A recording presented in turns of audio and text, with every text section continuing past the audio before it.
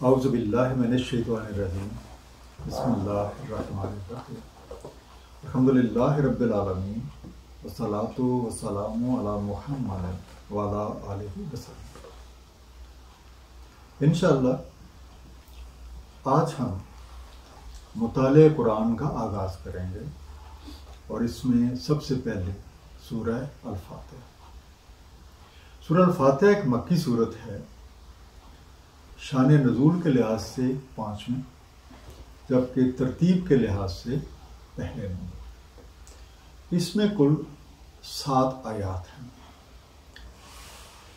لفظ فاتحہ کا روٹ فتح ہے، جس کا مفہوم کسی چیز کا کھل جانا۔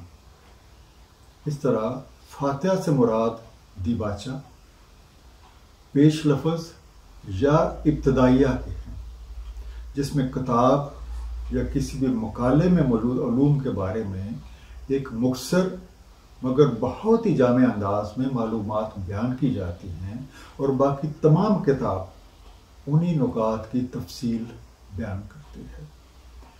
قرآن کریم کا یہ ابتدائیہ، جس کا نام الفاتحہ ہے، بہت ہی مختصر مگر بہت جامع الفاظ میں خالق کا کردار، تخلیق، کامیابی کی کلید اور تخلیق کار کے قوانین پر عمل کرنے اور نہ کرنے کے نتائج کا تعین کرتا ہے۔ یہ وہ سورہ ہے جو ہر مسلمان نماز کی ہر رکعت میں پڑھتا ہے۔ اس طرح یہ خالق کے ساتھ تعلق قائم کرنے اور تخلیق کو اپنے فرائض انجام دینے کی یاد دہانی بھی ہے۔ اس دعا کے ساتھ کہ اللہ تعالی ہم سب کو اپنے حبیب رحمت للعالمین صلی اللہ علیہ وآلہ وسلم کے طفیل قرآن کریم کا صحیح مفہوم عطا فرمائیں۔ آئیے مطالعہ قرآن کا آغاز کرتے ہیں۔ اعوذ باللہ من الشیطان الرجیم، میں پناہ لیتا ہوں اللہ تعالیٰ کی شیطان رجیم کے خلاف۔ سب سے پہلے ہم ذرا ان الفاظ جو انڈر لائن ہیں ان کے میننگس کو دیکھتے ہیں۔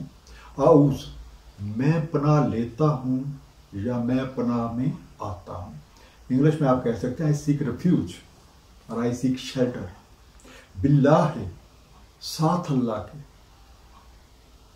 ود اللہ، یا آپ یہ بھی کہہ سکتے ہیں ان اللہ، من سے، الشیطان، شیطان، Satan, an oppose who conspires against others۔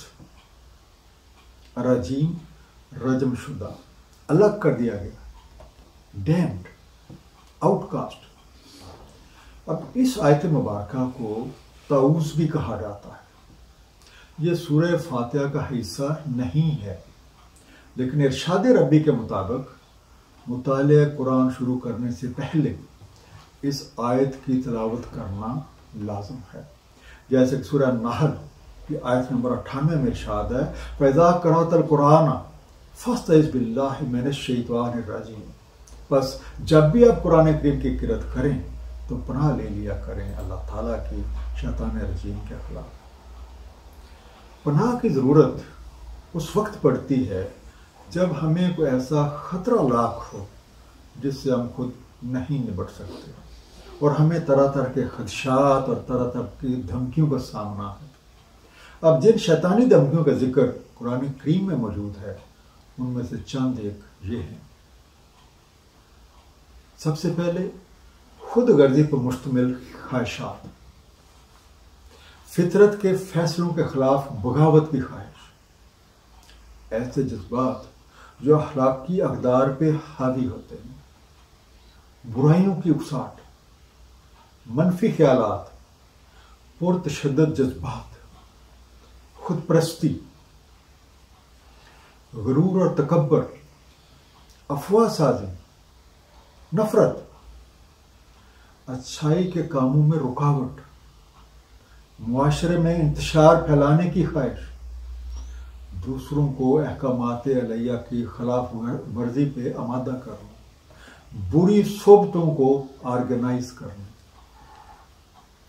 قوانین علیہ کے بارے میں لوگوں کو دھوکہ دینا، انسانوں کو خالق سے دور کرنے کی کوششیں کرنا اور اللہ تعالیٰ کے فضل سے اپنے آپ کو دور رکھنا، یہ دھمکیاں اس شیطان کی طرف سے ہیں جس نے ہمارے جد امجد آدم علیہ السلام کو اپنے فریب کا نشانہ بنایا اور جنت سے نکلوا دیا۔ اللہ تعالیٰ نے اسے ہم سب کا کھلا دشمن قرار دیا ہے اور اس کے فریب سے خبردار رہنے کی تلقین کی ہے۔ الغرض کوئی بھی ایسی حرکت جو نیکی اور بڑائی کے کاموں کے خلاف ہو اسے ہم شیطنتی کہتے ہیں، اور اس سے محفوظ رہنے کے لیے ہمیں ہر وقت اللہ تعالیٰ کی پناہ درکار ہے۔ بسم اللہ الرحمن الرحیم، اللہ تعالیٰ کے نام سے، الرحمن ہے، الرحیم ہے۔ تو سب سے پہلا جو انڈر لائن ورڈ ہے وہ ہے بے اسم، ساتھ نام کے، یا آپ کہہ سکتے ہیں نام سے، لیکن یہ بھی یاد رہے کہ نام کی حقیقت اس چیز کی صفات ہوتی ہے، آپ کہہ سکتے ہیں ایٹریبیوٹس، جنرلی تو ہم نیم کہتے ہیں، but name is a representative of the attributes. اللہ خالق اور مالک حقیقی کا ذاتی نام ہے، یہ personal name of our creator. الرحمن، اس کا روٹ ہے رحم، جس نے رحم فرمایا اور آئندہ بھی فرمائے گا، اور آپ یہ بھی کہہ سکتے ہیں جس نے رحم بنایا، آپ یہ بھی کہہ سکتے ہیں رحم والا، کمپیشنٹ۔ الرحیم، اس کا روٹ بھی رحم ہے، جو رحم فرما رہا ہے، یا آپ یہ بھی کہہ سکتے ہیں جو رحم چلا رہا ہے، مرسیفل۔ اب یہ آیت تسمیہ کہلاتی ہے اور قرآن کریم کی تلاوت اور کسی بھی کام کو شروع کرنے سے پہلے پڑھی جاتی ہے۔ قرآن کریم میں یہ آیت ہر سورہ سے پہلے دی گئی ہے سوائے سورہ التوبہ کے، تاہم سورہ نمل کے شروع میں بھی ہے اور اس کے متن کی آیت نمبر 30 میں بھی ہے۔ اس طرح مجموعی طور پہ بسم اللہ الرحمن الرحیم کے کلمات 114 بار قرآن کریم میں آئے ہیں، اور یہ وہی نمبر ہے جو قرآن کریم کی سورتوں کا ہے۔ ان کلمات کو خطوط سے پہلے لکھنا نبیوں کا شیوا رہا ہے، جیسے سورہ نمل آیت نمبر 30 میں حضرت سلیمان علیہ السلام کی طرف سے ملکہ سبا کو لکھے جانے والے خط کے حوالے سے ذکر ہے، بے شک یہ سلیمان علیہ السلام کی طرف سے ہے اور بے شک یہ بسم اللہ الرحمن الرحیم سے شروع کیا گیا ہے۔ ہمارے پیارے نبی سرکار مدینہ صلی اللہ علیہ وآلہ وسلم نے یہ آیت ہمیشہ مختلف ریاستوں کے سربراہوں کے لکھ کو بھیجے گئے خطوط کے شروع میں لکھی، اور انہوں نے ہمیں بھی اس بات کی تلقین کی کہ کوئی بھی کام شروع کرنے سے پہلے اور تلاوت قرآن سے پہلے یہ ضرور پڑھی جائے۔ وہ غور کرنے کی بات یہ ہے کہ قرآن کریم کا مطالعہ کرنے یا کسی بھی کام کو شروع کرنے سے پہلے یہ کلمات پڑھنے کی کیا حکمت ہے، تھوڑا سا غور کریں۔ بسم اللہ الرحمن الرحیم، اس آیت میں اللہ تعالیٰ کا ذاتی نام اور دو صفات الرحمن اور الرحیم جو ہیں ان کا ذکر ہے۔ تو پہلے ہم تھوڑی دیر اللہ کے نام کے بارے میں بات کرتے ہیں۔ یہ وہ نام ہے جس سے ہمارے خالق نے اپنا تعارف کروانے کے لیے استعمال کیا، جیسے کہ سورہ طٰہٰ آیت نمبر 14 میں ارشاد ہے، بے شک میں ہی اللہ ہوں، نہیں ہے کوئی الہ میرے سوا، بس میری ہی عبدیت کرو اور قائم رکھو صلاۃ میری یاد کے لیے۔ اور یہ نام قرآن کریم کے نزول سے پہلے بھی عرب استعمال کیا کرتے تھے، اور اس نام کو خالق اور مالک حقیقی کائنات کے لیے استعمال کرتے تھے، قطع نظر اس کے کہ وہ لوگ مومن تھے یا غیر مومن، ہر کوئی اس حقیقت پہ یقین رکھتا تھا، اور اللہ وحدہ لا شریک کے لیے یہی نام استعمال کیا جاتا۔ قرآن کریم نے اس حقیقت کو سورہ العنکبوت کی آیت نمبر 61 اور 63 میں بیان کیا ہے۔ 61 نمبر جو آیت ہے اس کا مفہوم ہے، اور اگر آپ ان سے پوچھیں کس نے تخلیق کیا آسمانوں کو اور زمین کو اور مسخر کر رکھا ہے شمس و قمر کو، تو ضرور کہیں گے اللہ۔ تو کہاں الٹ جاتے ہیں؟ اسی طرح آیت نمبر 63 کا مفہوم ہے، اور اگر آپ ان سے پوچھیں کس نے نازل فرمایا آسمانوں سے پانی سو زندہ ہو جاتی ہے زمین بعد اپنی موت کے، تو ضرور کہیں گے اللہ۔ کہیں الحمدللہ، ان میں سے اکثر عقل نہیں رکھتے۔ اب ذرا الفاظ جو ہیں الرحمن الرحیم، یہ دونوں اللہ کے صفاتی نام ہیں، اور الرحمن وہ نام ہے جو ان صفاتی ناموں میں سے سب سے پہلے آتا ہے، اور اس کے امیڈیٹلی بعد یا فوراً بعد جو نام ہے وہ ہے الرحیم، اور ان دونوں کا روٹ ایک ہی ہے، رحم۔ اور یہ دونوں اوصاف تخلیق کے نظام کی طرف اشارہ کرتا ہے۔ ہر تخلیق کو نشو و نما پانے کے لیے رحم مادر میں بھی اور اس دنیا میں آنے کے بعد بھی جو کچھ درکار ہوتا ہے وہ یہی دونوں اوصاف فراہم کرتے ہیں۔ اور رحمان کی صفت مخلوق کو تخلیق کرتی ہے اور ان کو ان تمام تر صفات سے آراستہ کرتی ہے جو اس کے مقصد تخلیق کو پانے کے لیے ضروری ہوتی ہے۔ جب ہم اپنے حوالے سے غور کرتے ہیں تو پتہ چلتا ہے کہ اسی صفت نے ہمیں ماں کے پیٹ میں تخلیق کیا، مختلف صلاحیتوں سے آراستہ کیا، اور زندگی کے اگلے مرحلے میں بھی یہ ایسا ہی کرے گی۔ جیسا کہ سورہ ملک آیت نمبر 23 میں ارشاد ہے، کہہ دیں وہی جس نے تمہاری نشو و نما کی اور بنا دی تمہارے لیے سماعت اور بصارت اور دل، قلیل ہے جو شکر تم کر رہے ہو۔ اور سورہ ملک کی آیت نمبر 24 میں ارشاد ہے، کہہ دیں وہی ہے جس نے تمہیں پھیلا دیا ہے زمین میں اور اسی کی طرف تم اکٹھے کیے جاتے ہو۔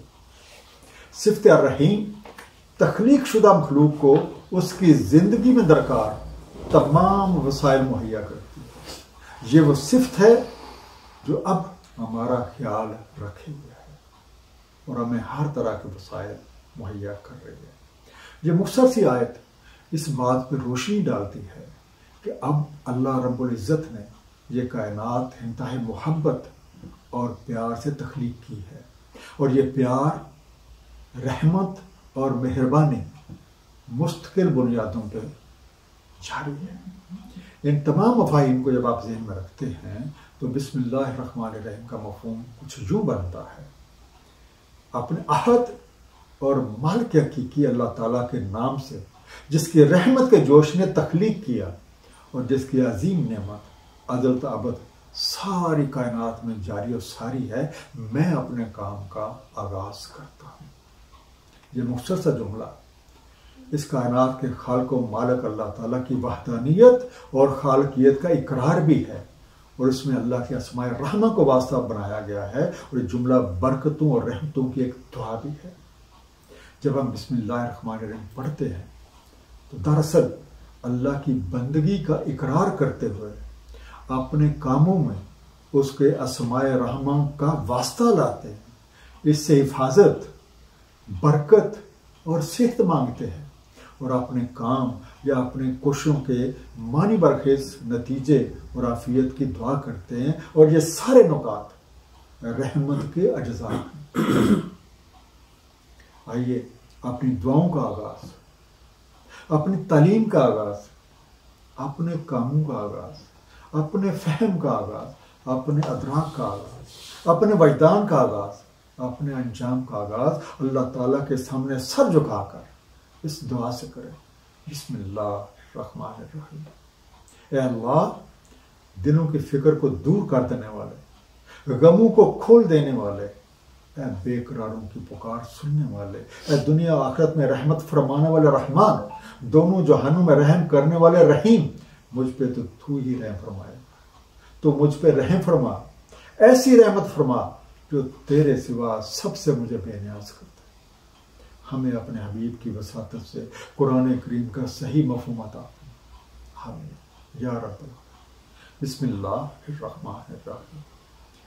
الحمدللہ رب العالمین، حمد اللہ تعالیٰ کے لیے رب العالمین ہے۔ الحمد کسی کی شان و شوکت اور عظمت کو دیکھ کے جو تعریفی کلمات خود بخود زبان سے ادا ہوں انہیں حمد کہا جاتا ہے۔ پریز رب، ہر طرح کے وسائل زندگی مہیا کرنے والی ہستی، ون کریٹنگ ریسورسز، عالمین، عالم کی جمع ہے، دنیائیں، کائنات، کہتے ہیں یونیورس، ورلڈ۔ الحمدللہ رب العالمین سے مراد ہے تمام تعریفیں اس اللہ کے لیے ہیں جو عالمین کا رب ہے۔ اس آیت میں تشریح طلب بات یہ ہے کہ اللہ سے مراد بے شمار مخلوقات کو پیدا کرنے والا خالق، اور رب سے مراد مخلوقات کو پیدا کر کے ان کی تمام ضروریات کی کفالت کرنے والا کے ہیں۔ مخلوقات کو زندہ رکھنے کے لیے، مخلوقات کو پیدا کرنے کے لیے، ان کو جوان کرنے کے لیے، ان کی نسل کو چلانے کے لیے، مخلوقات کو اس دنیا میں سے اگلی دنیا میں منتقل کرنے کے لیے جن جن چیزوں کی ضرورت ہے وہ تمام چیزیں فراہم کرنے والا یہ ہے۔ غرض یہ کہ اللہ تعالیٰ خالق ہے، پیدا کرنے والا ہے، اور رب کی صفت جو ہے پیدا کرنے کے بعد مخلوق کو زندگی کے ریسورسز فراہم کرتی ہے، یا ہم کہتے ہیں کہ اللہ تعالیٰ بحیثیت رب اپنی تمام مخلوق کو زندگی کے وسائل مہیا کرتا ہے۔ دوسری غور طرف بات اس میں یہ ہے کہ اللہ تعالیٰ رب العالم نہیں بلکہ رب العالمین ہے۔ اس آیت میں تفکر کرنے سے یہ بات واضح ہوتی ہے کہ اس دنیا کی طرح اور بھی بے شمار عالمین ہیں، اور ان بے شمار عالمین کو پالنے والی ذات اللہ وحدہ لا شریک۔ اس آیت میں اللہ کی حمد خالق کائنات کی صفت ربوبیت کے ساتھ کی گئی ہے۔ صفت ربوبیت کے حوالے سے یہ آیت حمد بھی ہے اور ہم سب کے لیے ایک دعوت فکر بھی ہے۔ اس دعوت فکر پہ عمل کرتے ہوئے جستجو، تلاش اور تحقیق کی جائے تو آخر کار ہر سلیم الفطرت انسان خود یہ اعتراف کرے گا کہ واقعی کوئی سب سے زیادہ طاقتور اور سب سے زیادہ قدرت رکھنے والی کوئی ہستی ہے جس نے یہ ساری کائنات بنائی اور اس کائنات کو چلا رہا ہے اور اس کائنات کے ہر ایک رکن کی پرورش کر رہا ہے۔ سب تعریفیں خالق کائنات کے لیے ہیں۔ خالق کائنات کی صفات یہ ہیں کہ جب وہ مخلوق کو پیدا کرتا ہے تو مخلوق کی ضروریات کی کفالت بھی کرتا ہے، اور مخلوق کی ضروریات کی کفالت اس وقت ممکن ہوتی ہے جب مخلوق کی پیدائش سے پہلے ہی اس کی ضرورت کے وسائل موجود ہوں۔ حضور کلندر بابا اولیاء فرماتے ہیں کہ عالمین میں تقریباً 11,500 مخلوقات ہیں۔ ان میں پرندے بھی ہیں، چرندے بھی ہیں، چوپائے بھی ہیں، اشجار بھی ہیں، معدنیات بھی ہیں، پہاڑ بھی ہیں۔ اگر نوعی اعتبار سے ان کا شمار کیا جائے تو یہ تقریباً 11,500 انواع بنتی ہیں، اور اللہ تعالیٰ ان تمام انواع کا رب ہے۔ اب تھوڑی دیر پہ یہ غور کرتے ہیں کہ یہ حمد کا مطلب یہاں پہ در حقیقت کیا ہے۔ کسی کی اچھی صفات کو بیان کرنا اس کی تعریف کہلاتا ہے، لیکن اگر کسی سے فیض یاب ہوا جائے تو پھر اس کا شکریہ ادا بھی کیا جاتا ہے، کیونکہ یہ لازم ہو جاتا ہے۔ ان دو نکات کو جب آپ ذہن میں رکھتے ہیں اور یہ کہتے ہیں کہ الحمدللہ، تو مطلب یہ ہوا کہ اللہ تعالیٰ نے اتنی شاندار کائنات بنائی ہے، سبحان اللہ، یہ بس اللہ ہی کی قدرت ہے، وہ ساری کائنات کا خالق اور مالک ہے۔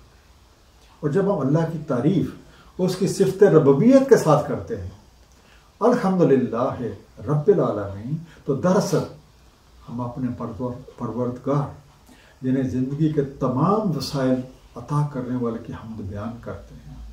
इस नुक्ते को जब हम सामने रखते हैं तो अल्हम्दुलिल्लाह रब्बिल आलमीन का मफ़हूम कुछ यूँ होगा कि अल्लाह ताला के लिए हम्द और शुक्र जो सारे आलमीन का रब है। अब किसी के अता पे शुक्रगुजार होना महज ज़बान से चंद अल्फाज अदा करने का नाम नहीं, बल्कि शुक्रगुजारी में एहसान मंदी का पहलू जो है वो भी शामिल होता है। अब एक आम मुशाहिदा है कि जो शख्स किसी का एहसान मंद और शुक्रगुजार होता है तो वो फिर उसके साथ बहुत ज़्यादा न्याज़मंदी और अदब व एहतराम के साथ मिलता है। इसी तरह जो बंदा अपने दिल से अल्लाह का शुक्रगुजार है तो वह इंतहाई अदब व एहतराम और दिल की गहराइयों से अल्लाह ताला की बंदगी करेगा। ऐसे बंदे के क़याम, रुकू, सुजूद और दीगर इबादत में भी आजिज़ी और न्याज़मंदी अपनी इंतहा को छू रही हो। अल्हम्दुलिल्लाह रब्बिल आलमीन का मफ़हूम ये सामने आता है कि तमाम तारीफ़ें सिर्फ अल्लाह ताला के लिए हैं जिस कायनात के सारे आलमीन का रब है। अर्रहमान अर्रहीम, रहम वाला है, रहम फरमा रहा है। रब्बिल आलमीन की तारीफ और शुक्र के साथ इस मकाम पे अल्लाह ताला की सिफ़त रहमत का बसूरत रहमान और रहीम ज़िक्र कुरान के तालिब इल्म के लिए एक बहुत बड़ी दावत फ़िक्र है। रब्बिल आलमीन के साथ या सिफ़त रब्बियत से हम अहम किसी दूसरी सिफ़त के ज़िक्र की बजाय रहमान और रहीम के ज़िक्र से ये अमर वाज़ेह हो रहा है कि अल्लाह ताला की सिफ़त रब्बियत के हिज़ार में रहमत का गलबा है। ये अजीम, बाबरकत और मुक़द्दस सूरा हमें ये आगाही फरमा रही है कि कायनात की तख्लीक, इसके तंजीम और इसकी तदबीर में आज इब्तदा ता इंतहा अल्लाह की रहमतें गालिब हैं। इस कायनात की हर तख्लीक में अल्लाह की सिफ़त रहमत साथ साथ काम कर रही है। कुरान करीम एक सिफ़त को एक ही जगह में दो मुख्तलिफ अंदाज में बयान करके इंसान को एक बहुत बड़ी हकीकत से आगाह कर रहा है। वो ये कि इंसान को मिलने वाली आगाही का फितरी नतीजा ईमान की पुख्तगी, मुआमलात दुनिया में अल्लाह ताला की रहमत और कुदरत की मदद पर मुकम्मल भरोसा, जद्दोजहद मुसलसल के लिए अज़मत तवानाई, कामयाबियों और नाकामियों पर दुरुस्त रद्द अमल का इजहार और अल्लाह ताला के हुज़ूर जवाबदेही के एहसास की शक्ल में ज़ाहिर होता है। इस मुख्तसर लेकिन इंतहाई बलीग जुमले में इंसान को समझाया जा रहा है कि रहमान की रहमत जब जोश में आई उसने इंतहाई रहमत के साथ ये कायनात तख्लीक फरमा दी और साथ ही ये भी बता दिया कि सिफ़त रहीम के ज़रिए रहमत एक इस्तक़लाल और तसलसल के साथ सारी कायनात में जारी और सरी है। मालिक के यौमिद्दीन, मालिक है यौमिद्दीन का, मालिक के मालिक, साहिब इख्तियार, बादशाह, आप कह सकते सावरन। यौम किसी काम के शुरू होने से लेके मुकम्मल होने तक की मुद्दत, आप इसे एक मरहला भी कह सकते हैं और इंग्लिश में आप ड्यूरेशन या इसे पीरियड या एक टर्म आप कह सकते हैं। अद्दीन कानून, आईन, ज़ाब्ता, मुआमलात तय करने का तरीक़ाकार और इंग्लिश में आप कहते हैं कोड, लॉ, अ कॉन्स्टिट्यूशन।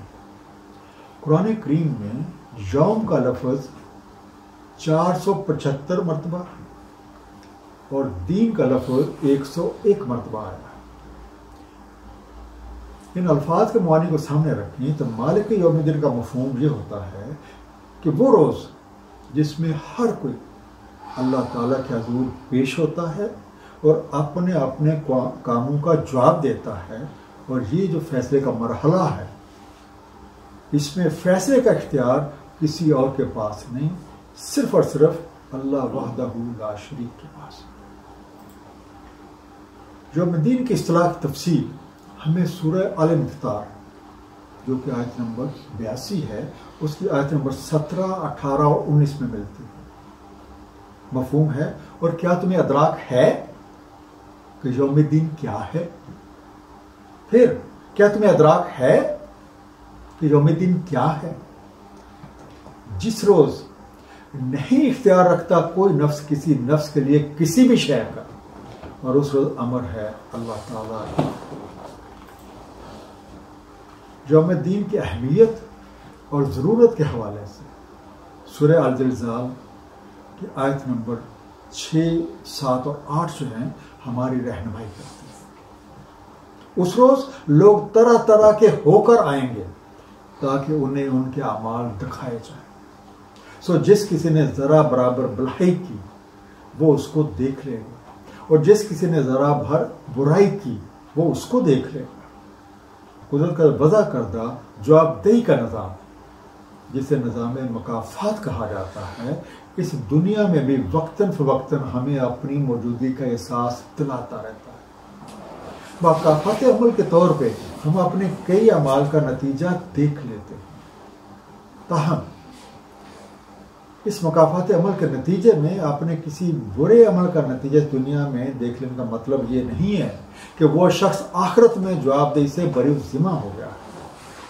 ہاں، اگر کوئی انسان اپنی خطاؤں پہ ندامت کی وجہ سے توبہ کر لے، اللہ تعالیٰ کی بارگاہ میں معافی اور درگزر کی درخواست پیش کرے، تو وہ ایک بڑی بات ہے۔ عدل و انصاف کے لیے طاقت کا ہونا بہت ضروری ہے۔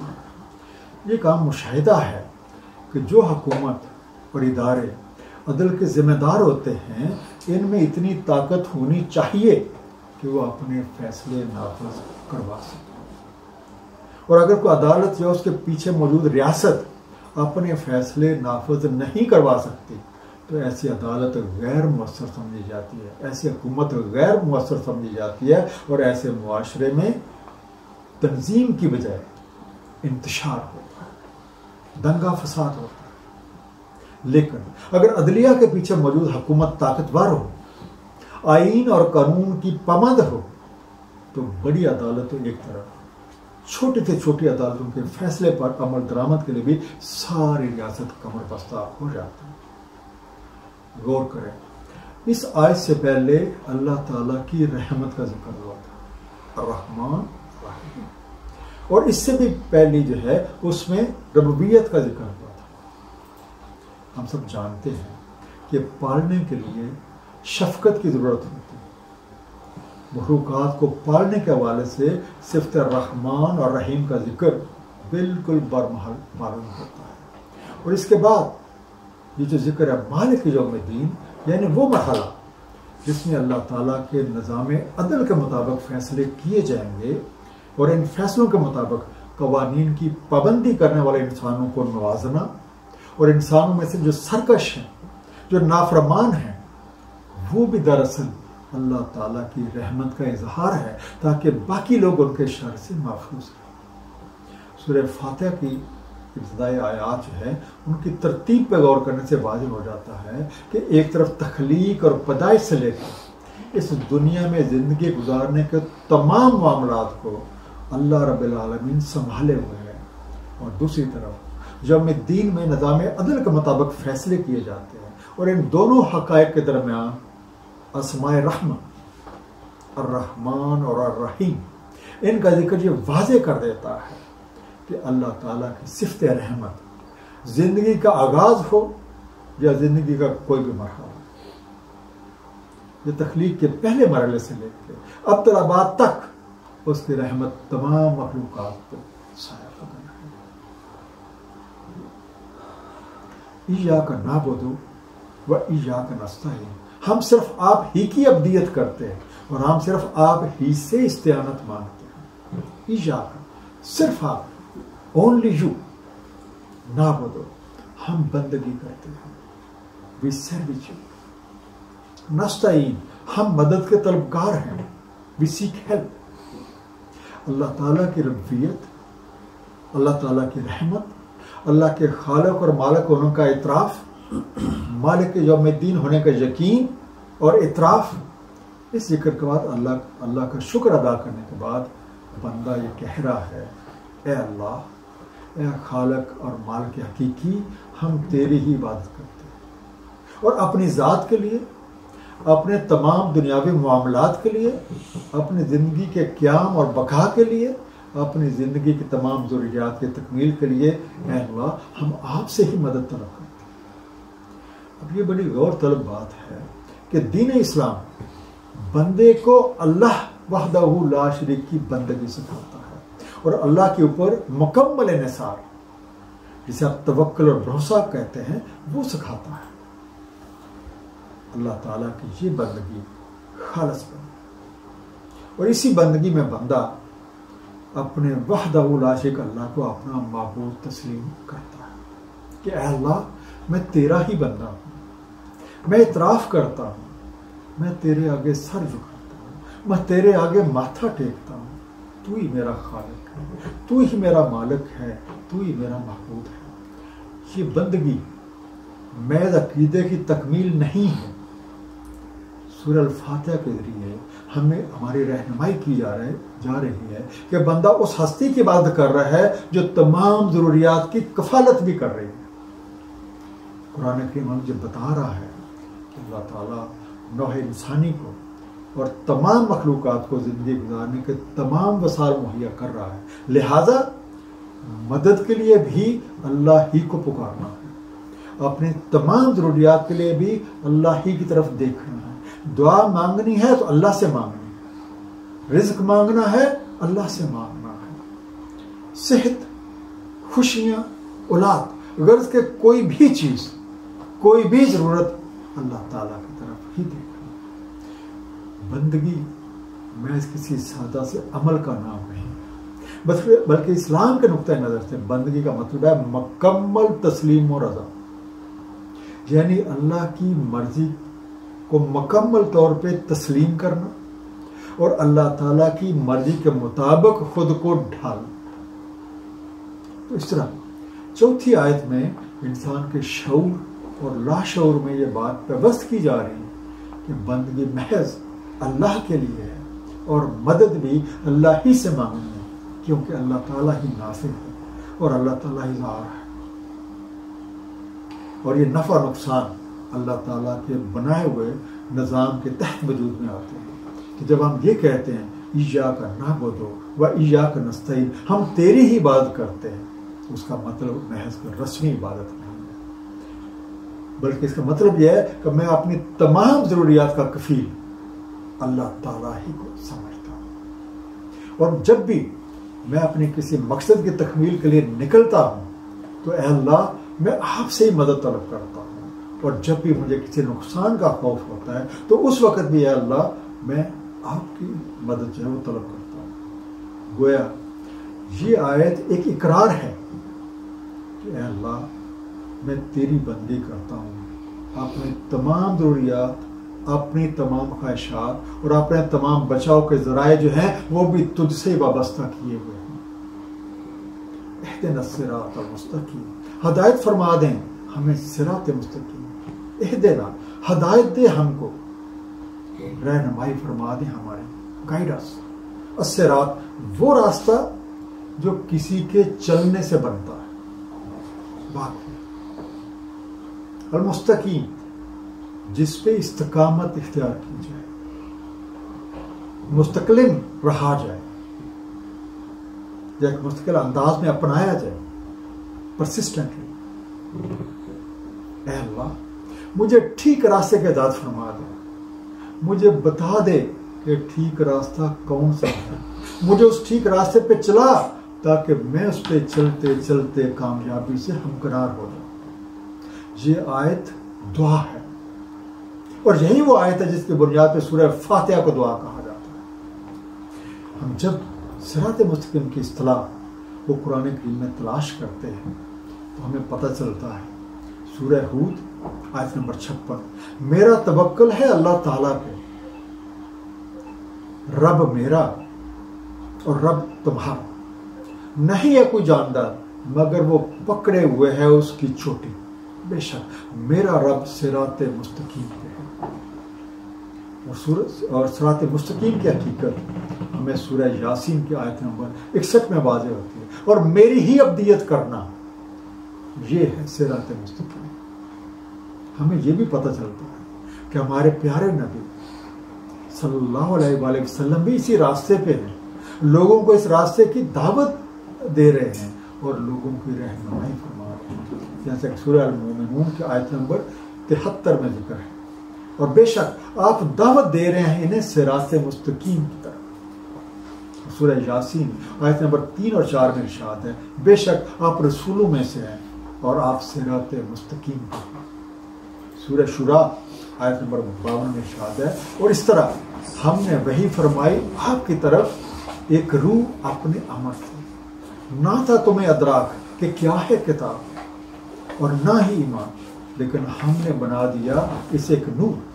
ہم ہدایت فرماتے ہیں اس سے جو ہم سے چاہتا ہے ہمارے بندوں سے, اور بے شک آپ ہدایت کر رہے ہیں صراط مستقیم کی طرف.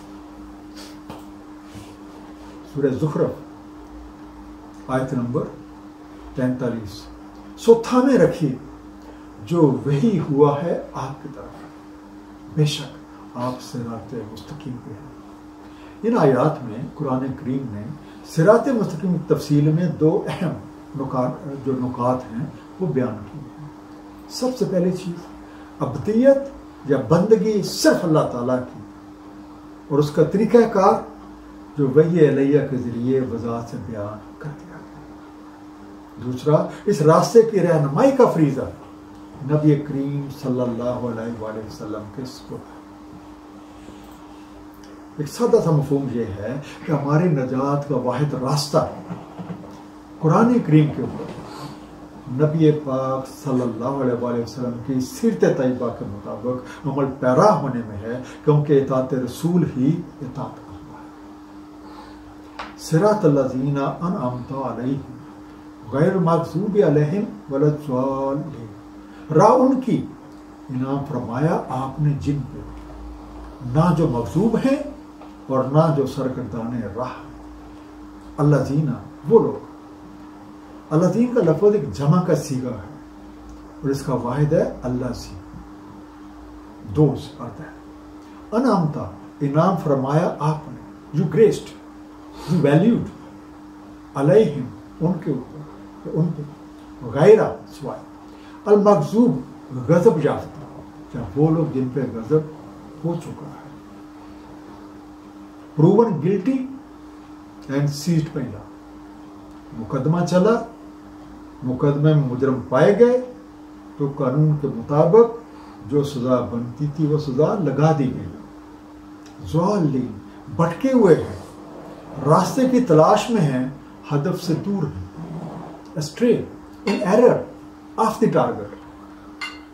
اس آیت کے ایک حصے میں ہم اللہ تعالیٰ سے التجا کر رہے ہیں کہ وہ ہماری اس مخصوص راستے کے بارے میں رہنمائی فرما دیں جس پہ چلنے والوں پہ آپ نے انعامات فرمائے ہیں, جن سے آپ راضی ہو اور جس راستے پہ چلنے سے آپ کی رحمتیں نازل ہوتی ہیں.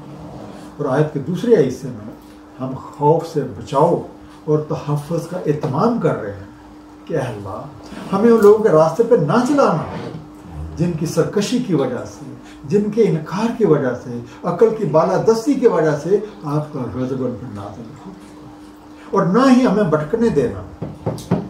گمراہ ہونے یا بھٹک جانے کا مطلب یہ ہے کہ وہ پہلے کبھی صحیح راہ پہ چلے تھے, ان کو سیدھا راستہ دکھایا گیا, لیکن آگے جا کے وہ اپنی عقل کے غلط استعمال کی وجہ سے بھٹک, ابھی بھی چاہتے ہیں کہ صحیح راہ مل جائے, لیکن کبھی دائیں تو کبھی بائیں.